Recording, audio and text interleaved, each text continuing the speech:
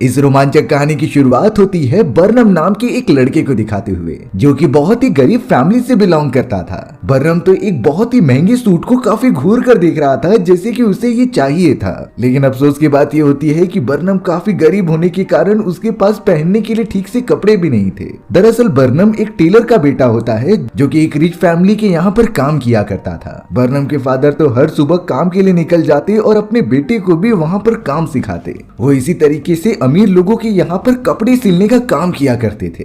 अब बर्नम के फादर जिस फैमिली में काम करने के लिए जाते हैं, वो अपने बेटे को भी लेकर जा रहे थे। वहाँ पर अब उस रिच फैमिली की एक बेटी होती है जिसका नाम चैरिटी था। बर्नम और चैरिटी एक उम्र के होते हैं, इसीलिए उनके बीच काफी अच्छी तरीके से दोस्ती हो गई थी। वो दोनों तो एक दूसरे के साथ काफी ज्यादा टाइम भी स्पेंड करने लगे होते हैं। लेकिन जब ये सारी बातें चैरिटी के फादर को पता चली तो वो इस बात से बिल्कुल भी खुश नहीं होते, क्योंकि वो इतने रिच घराने से बिलोंग करते हैं और उसकी बेटी किसी गरीब के साथ चली जाए ये उसे बिल्कुल भी एक्सेप्टेड नहीं। इसीलिए चैरिटी के फादर ने सीधा अपनी बेटी को एक बोर्डिंग स्कूल में भेज दिया, जिससे कि वो अपनी पढ़ाई अच्छे से कर पाए। लेकिन ये सारी चीजें बर्नम और चैरिटी को बात करने से रोक नहीं सकती थी। वो दोनों तो अब काफी दूर रहने के बाद भी एक दूसरे को लेटर्स लिखा करते और एक दूसरे के बारे में जाना करते। इतने साल बीतने के बावजूद भी दोनों के बीच का प्यार बढ़ता ही चला गया और अब बर्नम भी पढ़ लिख कर एक अच्छा खासा इंसान बन चुका होता है। जिसके बाद चैरिटी से मिलने के बाद उन दोनों ने अपने प्यार का इजहार कर दिया। इतने साल की वेटिंग पीरियड के बाद अब जाकर उनका खाता खुला है और बर्नम तो चाहता था कि वो चैरिटी के साथ शादी कर ले।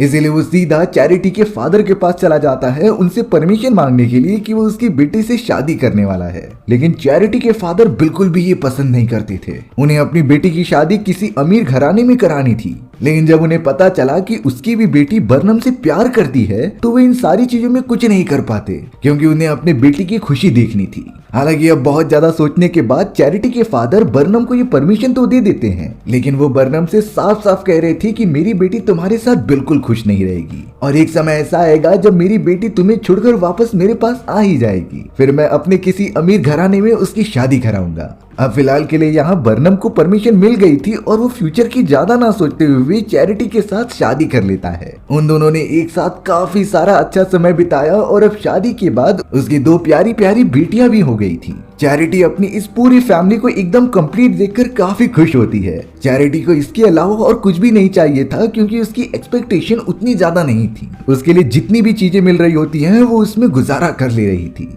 लेकिन यहाँ बर्नम, जिसकी बचपन से ही ख्वाहिश होती है एक अमीर इंसान बनने की, वो अभी भी खत्म नहीं हुई थी। बर्नम तो हमेशा ट्राई करते रहता कि उसे एक ऐसा चांस मिल जाए जिससे कि वो काफी ज्यादा अमीर बन जाए बहुत ही कम समय के अंदर, और वो इन्हीं सारी अपॉर्चुनिटीज को ढूंढने में लगा रहता है। लेकिन अब बर्नम जिस करेंट कंपनी में काम करता है वो बहुत ही ज्यादा लॉस में चल रही थी, जिसकी वजह से बर्नम को जॉब से निकाल दिया गया। वो काफी ज्यादा नाराज हो जाता है, क्योंकि उसके पास तो अब उसकी फैमिली की जिम्मेदारी भी आ चुकी थी, जिसे कि वो इस तरीके से तो नहीं निभा सकता।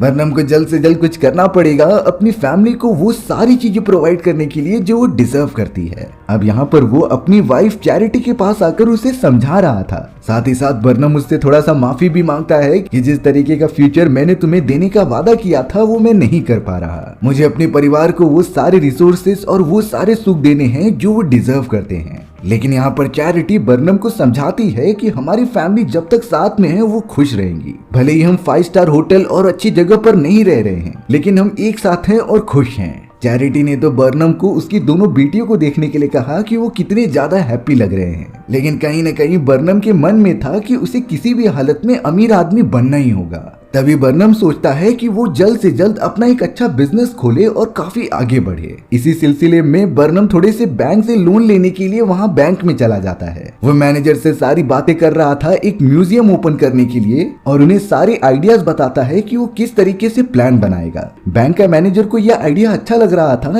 लेकिन लोन देने के लिए बर्नम को अपनी कोई इंपॉर्टेंट चीज यहाँ पर गिरवी रखनी होगी। बर्नम तो बहुत ही ज्यादा सोच रहा था कि आखिर वो क्या गिरवी रखे। तब जाकर बर्नम कुछ नाव के पेपर्स दे देता है जो उसकी पुरानी कंपनी के थे, और बर्नम ने तो इसे बिना किसी को बताए चुराया होता है। सारे डॉक्यूमेंट्स अच्छे से चेक करने के बाद बैंक का मैनेजर उसे $10,000 का लोन दे देता है और अब बर्नम अपनी पूरी फैमिली को लेकर एक जगह आ गया था जहाँ पर वो अपना बिजनेस ओपन करेगा। कुछ ही महीनों के अंदर अंदर उसने एक जगह रेंट पे ले ली और वहाँ को पूरी तरीके से एक म्यूजियम में कन्वर्ट कर दिया। इस म्यूजियम के अंदर काफी पुरानी पुरानी चीजें रखी गई थी और एंशिएंट वाले सामान भी थे जिससे कि लोग देखने आएंगे ऐसा बर्नम को लगता था। लेकिन सबसे बुरी बात ये होती है कि एक पूरा दिन बीत गया लेकिन अब तक ज्यादा कोई रिस्पॉन्स आया नहीं होता। टिकट बेचने में बर्नम की मदद उसकी वाइफ और दोनों बेटियां भी कर रही थी, लेकिन इतने दिन बीतने के बाद भी सिर्फ 3 ही टिकट बिकी होती हैं और वो भी उन तीनों ने ही खरीदी थी। इस बात से बर्नम को काफी ज्यादा टेंशन होने लगी कि आखिरकार ये बिजनेस भी उसका क्यों नहीं चल रहा है। रात के समय तो बर्नम अपनी दोनों बेटियों के पास आकर बहुत ही उदास वे में उन दोनों को देखने लग गया। बर्नम तो एकदम हारा हुआ फील कर रहा था कि वो अपनी फैमिली को अच्छी तरीके से जिंदगी नहीं प्रोवाइड कर सकता। लेकिन तभी बर्नम की एक बेटी सोते हुए कहती है कि म्यूजियम के अंदर मरी हुई और बिना जान वाली चीजों के अलावा लोग जिंदा चीजों को ज्यादा देखना पसंद करते हैं। अब ये बातें सुनकर कहीं न कहीं बर्नम के दिमाग में एक आइडिया चमक रहा था जिसे कि वो अपने लाइव बिजनेस में अप्लाई कर सकता है। बर्नम ने तो सोच लिया था कि वो अपने म्यूजियम को एक ऐसी टाइप के सर्कस में कन्वर्ट करेगा जिसमें कि वो कुछ ऐसे लोगों को सेलेक्ट कर सकता है और उनसे परफॉर्म करा सकता है जिनके अंदर कुछ न कुछ एबिलिटीज मौजूद हों। इसीलिए अब बर्नम ने चारों तरफ पोस्टर्स लगा दिए थे कि उन्हें किसी ऐसे लोगों की तलाश है जिनमें बाकी लोगों से कुछ अलग हो और वो चाहे आदमी हो या फिर औरत, इससे कुछ फर्क नहीं पड़ता। बर्नम ने अपनी सारी रिसर्च स्टार्ट कर दी थी और वो जगह जगह घूमने भी लगा होता है। तभी बर्नम एक छोटे से बच्चे से मिलता है जिसकी हाइट काफी ज्यादा कम थी। दरअसल ये एक आदमी होता है लेकिन वो डॉर्फ था। बचपन से ही उसकी हाइट इतनी की इतनी ही रह गई। बर्नम को ये कैरेक्टर देखने में काफी अजीब लगता है और उसे लगने लगा था कि ऑडियंस को ये जरूर पसंद आएगा।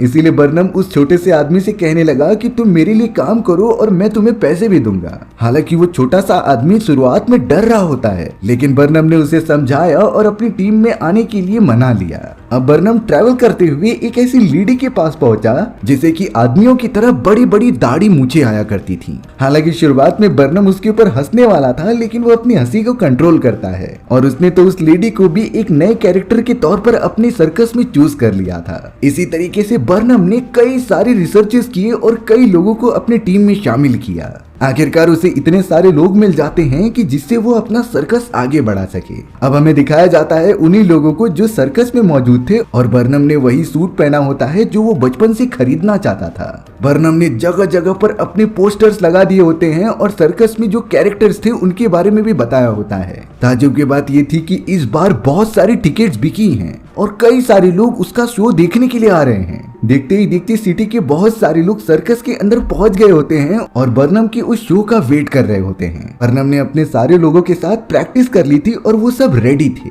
लेकिन फिर भी इतने सारे लोगों को देखकर वो डर रहे होते हैं क्योंकि ये पहली बार था कि वो इतने लोगों के सामने परफॉर्म करेंगे। लेकिन बर्नम सभी को इकट्ठा करके बहुत अच्छी तरीके से समझाता है कि अभी के लिए वो सभी लोग तुम्हारे ऊपर हंसेंगे, लेकिन हम इतनी मेहनत करेंगे कि एक दिन ऐसा भी आएगा जब वही लोग तुमसे ऑटोग्राफ लेने के लिए आएंगे। हम अपने टैलेंट की वजह से इतने ज्यादा फेमस हो सकते थे। बर्नम की बात से सभी के अंदर एक अलग ही टाइप का मोटिवेशन आता है और वो सभी लोग शो दिखाने के लिए सबके सामने आ गए। बर्नम के इशारे पर सभी लोग अपने अपने करतब दिखाने लगे और एक ही सिंक में डांस भी करने लगे। चौंकाने वाली बात ये थी कि वहाँ पर जितनी भी ऑडियंस आई होती है वो इस पूरे शो को एंजॉय भी कर रही थी। किसी ने भी इस तरीके का लाइव शो अब तक देखा नहीं था। लोगों को सबसे अच्छी बात ये लग रही होती है कि उस टीम के अंदर जो अलग अलग कैरेक्टर्स थे वो सारी चीजें भुलाकर एक साथ परफॉर्म कर रहे हैं। बर्नम और उसके पूरे साथियों ने अपना पूरा परफॉर्मेंस काफी अच्छा दिया और अब उनका शो पूरी सिटी में फैल जाता है और कई लोग उन्हें जानने लगते हैं। धीरे धीरे अब इसी तरीके से बर्नम ने काफी सारे टिकट बेचना स्टार्ट कर दिया और हालत कुछ ऐसी हो चुकी होती है कि टिकट सोल्ड आउट हो जा रहे थे और हाउसफुल हो जा रहा था। कई लोगों को तो टिकट्स भी नहीं मिलते थे क्योंकि पूरा सर्कस ऑडियंसेस से भरा पड़ा था। यानी कि लोग सच में उस पूरे शो को काफी ज्यादा पसंद करने लगे थे। लेकिन अब एक दिन इतनी ज्यादा पॉपुलैरिटी हासिल करने के बाद उनके सर्कस में एक न्यूज रिपोर्टर आता है जिसने कि न्यूज़पेपर में गलत गलत ये खबरें छाप दी होती हैं कि बर्नम अपने सर्कस को इसीलिए फेमस करा रहा है है क्योंकि उसके पास कुछ ऐसे लोग हैं जिनके बॉडी के अंदर कुछ न कुछ इनएबिलिटीज थी और लोग उनके ऊपर हंसा करते थे। यानी कि वो सिंपैथी का यूज कर रहा है लोगों की अटेंशन ग्रैब करने के लिए, और यही स्ट्रेटेजी का यूज करके बर्नम ने काफी फेम भी कमा लिया है। हालांकि न्यूज में ये सारी चीजें अगले दिन ही फैल चुकी थी। बर्नम भी जब ये चीजों को देखता है तो वो पैनिक नहीं हुआ। बर्नम ने इस आइडिया को अपने ही फायदे के लिए यूज किया। वो अपने लोगों को कहता है कि इस न्यूज को बाकी चैनल में भी भेज दो, जिसके बाद वो अपने ऑडियंसेस को ये कहता है कि जो भी इस न्यूज़पेपर की कटिंग मेरे पास लेकर आएगा उनका टिकट्स एकदम हाफ प्राइस में हो जाएगा। सभी लोग उस न्यूज़पेपर की कटिंग को जमा करके वहां पर लेकर आने लगे, जिससे कि जो ऑडियंस उसे देखती भी नहीं थी वो भी अब बर्नम को जानने लगी होती है। यानी कि बर्नम ने न्यूज रिपोर्टिंग की ऑडियंसेस का फायदा अपनी ऑडियंस को कन्वर्ट करने में लगाया, जिससे कि बर्नम के सर्कस की वैल्यू और भी ज्यादा बढ़ जाती है और उसके पास काफी सारे पैसे भी आने लगे थे। वो सच में बहुत ही कम समय में काफी अमीर हो गया था और उसके पास काफी सारे पैसे भी थे। सबसे अच्छी बात ये होती है कि बर्नम के साथ साथ उन लोगों को भी अच्छे पैसे मिल रहे थे जिन्हें की समाज बिल्कुल भी एक्सेप्ट नहीं करता था और उनके अंदर कुछ न कुछ इनएबिलिटीज मौजूद थी। बर्नम ने यहाँ पर कई महीनों की मेहनत करके अपनी फैमिली के लिए एक बहुत ही आलीशान घर भी खरीद लिया होता है, और यही बर्नम शुरुआत से सपना देखता था कि उसकी फैमिली एक अच्छी जगह पर रहे। चैरिटी भी बर्नम की इस ग्रोथ को देखकर काफी ज्यादा खुश हो जाती है और उसकी दोनों बेटियां भी बहुत ही ज्यादा हैप्पी होती हैं। बर्नम तो अब अपनी फैमिली के साथ उस नए घर में शिफ्ट भी हो गया था जो काफी महल जैसा दिख रहा होता है। हालांकि बर्नम काफी फेमस हो चुका था, लेकिन साथ ही साथ उसके कई सारे दुश्मन भी बनते चले जाते हैं। यानी कि कई सारे लोग ऐसे भी थे जो बर्नम की इस कामयाबी से जलते थे।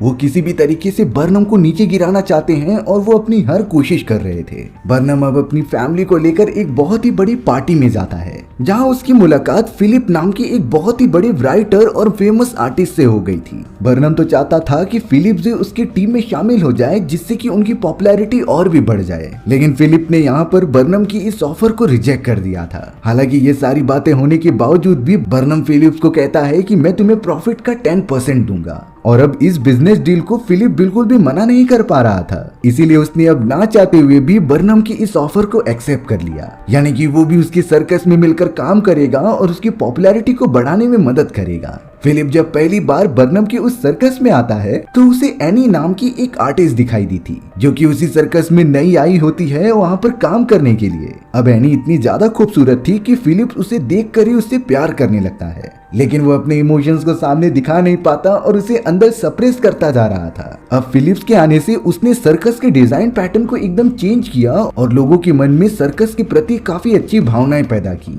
जिससे कि उनकी टिकट्स और भी डबल प्राइस में बिकने लगी और उन्हें काफी अच्छा प्रॉफिट भी होने लगा। बर्नम की इस सर्कस के बारे में अब पूरे देश भर के लोग जानने लगे थे। जगह जगह से उसके सर्कस के शो देखने के लिए लोग आया करते और एंजॉय भी करते। इन्हीं बातों की वजह से अब बर्नम और उसकी पूरी टीम काफी ज्यादा खुश हो जाती है। हालांकि शहर में कुछ लोग ऐसे भी थे जो बर्नम के शो के अगेंस्ट होते हैं। वो लोग लगातार हड़ताल करते थे कि इस शो को बंद कर देना चाहिए, लेकिन बर्नम, उसकी पूरी फैमिली और टीम मेंबर्स को इससे कुछ फर्क नहीं पड़ता था। वो तो सिर्फ अपना काम किया करते और अपनी पॉपुलैरिटी को और ज्यादा बढ़ाने का वे ढूंढते।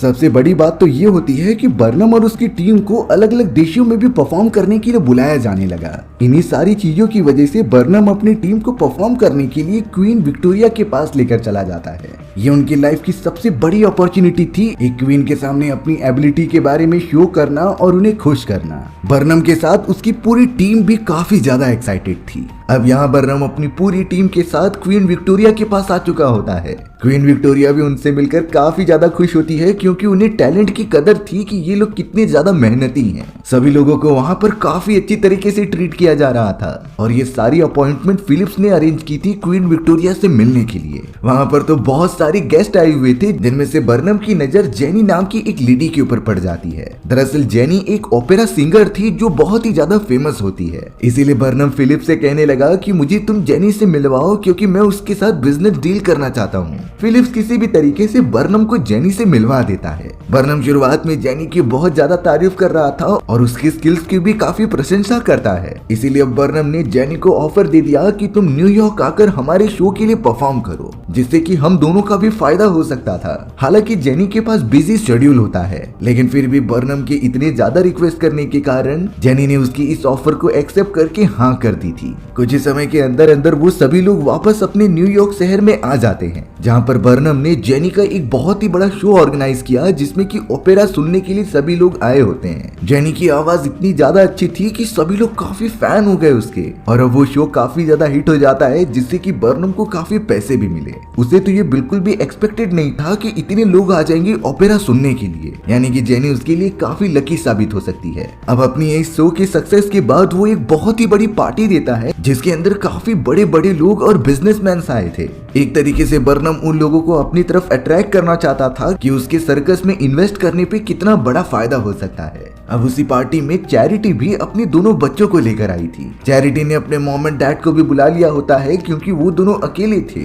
लेकिन बर्नम को चैरिटी के मॉम एंड डैड से बहुत ही ज्यादा चिढ़ होती है, क्योंकि वो उन्हें बिल्कुल पसंद नहीं करता था। इसीलिए बर्नम ने गुस्सा होकर चैरिटी के मॉम एंड डैड पर चिल्ला दिया और उसे यहाँ से जाने के लिए कहा। चैरिटी को ये बिल्कुल भी अच्छा नहीं लगता अपने मॉम एंड डैड की इस तरीके से बेइज्जती होते हुए देखना, इसीलिए वो भी बर्नम से गुस्सा होकर अपने दोनों बेटियों को लेकर दूसरे कमरे में चली गई। लेकिन बर्नम तो अपनी वाइफ को भी समझाने नहीं जाता, क्योंकि वहाँ कई सारे गेस्ट आए थे और फिलहाल के लिए गेस्ट उसके लिए काफी मायने रखते हैं। बर्नम तो एकदम पैसों के पीछे पागल हो गया था कि वो कितने सारे पैसे कमा ले हर जगहों से। हालांकि अब उस पार्टी के अंदर बर्नम के कई सारे सर्कस वाले दोस्त आना चाहते थे, लेकिन बर्नम नहीं चाहता था कि वो लोग यहाँ पर आकर पार्टी का मजा किरकिरा करें, क्योंकि इस पार्टी के अंदर उसने काफी बड़े बड़े लोगों को बुलाया था और उसे डर था कि उसके सर्कस वाले कुछ गड़बड़ी ना कर दें और अपना लेवल ना दिखा दें। इसीलिए बर्नम उन्हें रोकता रहता है और बाहर रहने के लिए कहता है। लेकिन अब बहुत ज्यादा रोकने के बावजूद भी वो सभी लोग पार्टी के अंदर घुस गए थे। बर्नम के सारे सर्कस वाले लोग तो काफी अच्छी तरीके से परफॉर्म करने लगे, क्योंकि उन्हें सारे लोगों को दिखाना था कि वो कितने काबिल हैं। अपना परफॉर्मेंस सबसे अच्छा देने के बाद वो सभी लोग पार्टी से चले भी गए। बर्नम को तो बिल्कुल भी नहीं समझता कि आखिर इन लोगों ने ऐसा क्यों किया।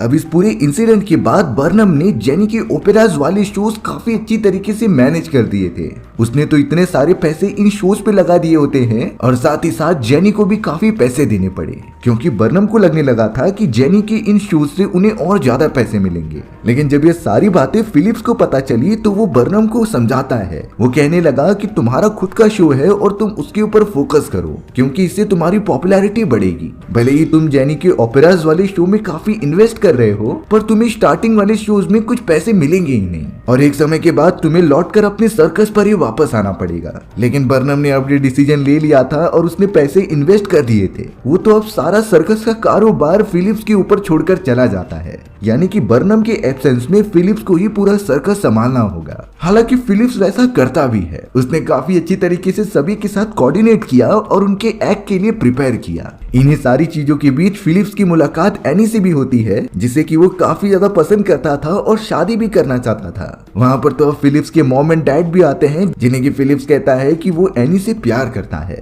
पर फिलिप्स के फादर एनी को देखकर एकदम हंसने लगे और उसका मजाक भी उड़ाते हैं। एनी को बहुत बुरा लगता है और वहाँ से काफी दूर जाने लगी। लेकिन फिलिप्स अमीर होने के साथ साथ काफी अच्छा भी था। वो तुरंत ही जाकर एनी से माफी मांगता है और उसे प्रपोज भी कर देता है। एनी भी फिलिप्स की इन बातों से मान गई थी और अब वो दोनों प्यार करने लगे होते हैं। यहाँ पर अब हमें चैरिटी दिखाई गई, जो कि अपने हस्बैंड से कह रही थी कि तुम्हारे दोनों बेटियों को तुम्हारी जरूरत है और तुम प्लीज हमें अकेला छोड़कर बिल्कुल मत जाओ। लेकिन बर्नम ने तो अपना डिसीजन ले लिया था और वो तुरंत ही निकल पड़ता है अलग अलग जगहों पर जेनी के शोज कराने के लिए। यहाँ फिलिप्स जो अकेले ही पूरा सर्कस संभाल रहा था, उसने सभी के साथ मिलकर काफी अच्छा परफॉर्म किया होता है। उसकी डायरेक्शन तो बर्नम से भी ज्यादा अच्छी थी। लेकिन यहाँ बर्नम जेनी के साथ अलग अलग ओपेरास के शोज कर रहा था और स्टार्टिंग में उन्हें काफी रिकॉग्निशन भी मिलती है। लेकिन यहाँ पर जेनी जैसे जैसे बर्नम के साथ टाइम गुजार रही थी, तब जाकर वो कहती है कि मुझे सिर्फ तुम्हारे साथ शोज नहीं करना है, मुझे तुम्हारे क्लोज भी आना है और तुमसे रिलेशन भी बनाना है। लेकिन बर्नम इस बात के लिए तुरंत मना कर देता है क्योंकि उसकी वाइफ थी और वो अपनी वाइफ से प्यार जो करता था, ये सारी चीजें बहुत ही ज्यादा गलत हो जाएंगी अगर उसने हाँ कर दी तो। लेकिन अब तो जेनी बर्नम को धमकाने लगती है कि अगर वो उसके साथ रिलेशन में नहीं आया